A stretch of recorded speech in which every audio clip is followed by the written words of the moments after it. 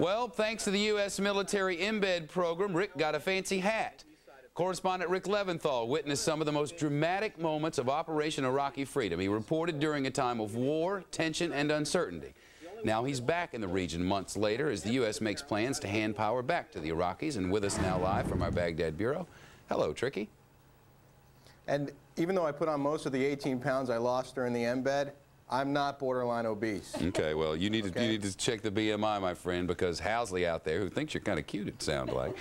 I'm kidding. Well, anyway, but it's so much more fun to talk about us. But let's talk about Iraq.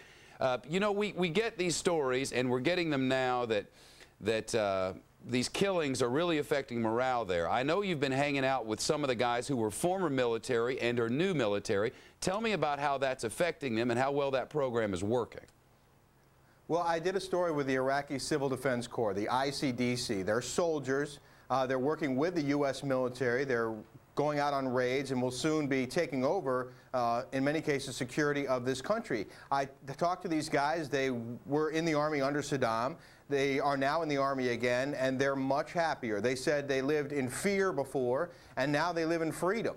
The coalition has said that the people signing up to join the police and join the military, the numbers are going up, not down. And I believe that based on what I experience talking to these guys. You know, they want to defend their country. They don't want to leave it up to someone else. And they know that these foreign fighters, the terrorists that are coming in here and blowing up cars, that they're killing their fellow man. They're killing their families and friends. And they want to put a stop to it. They want to run their own country. And so, you know, I think the Iraqis are pretty excited about taking over the security. And obviously something has to be done to protect them when they're lining up for jobs.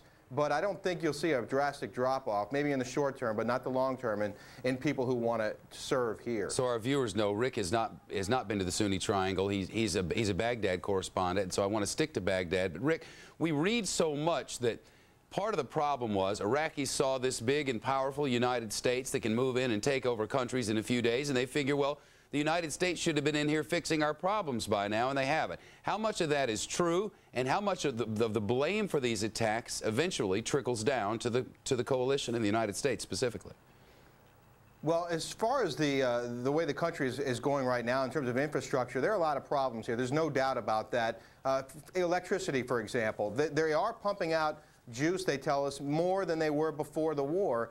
But there are problems with the wiring. There are problems with people stealing power. For example, they'll take bricks and wrap wire around it and throw it over power lines and take juice from the power lines into their homes illegally. It's draining the power. It's causing equipment breakdowns. And these things take time to fix. This country was in a bad way. They had sanctions for over 10 years, and a lot of the equipment is old and run down and needs to be replaced.